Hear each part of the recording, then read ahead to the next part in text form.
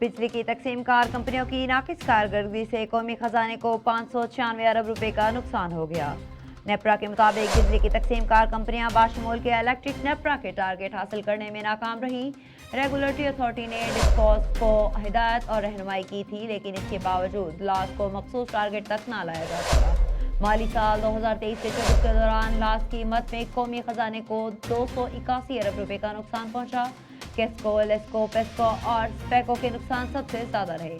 पेस्को के एक साल में 96 अरब, लेस्को के 47 अरब, केस्को के 37 अरब और सेप्को के 28 अरब से जायद के नुकसान रहे। नेपरा ने तकसीम कार कंपनियों को ऑपरेशन और मेंटेनेंस कॉस्ट की मद में लॉस को कम करने के लिए अरबों रुपए फराहम किए, लेकिन इसके बावजूद भी इस पर काबू नहीं पा सके।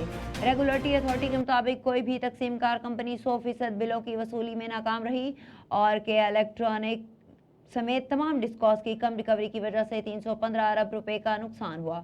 सबसे कम रिकवरियां केस्को और सेप्को की रहीं। क्वेटा इलेक्ट्रिक सप्लाई कंपनी सिर्फ 65.41% और सेप्को 31.79% रिकवरी कर सकी, जबकि माली साल 2023 से 24 में हेस्को की रिकवरी 76.40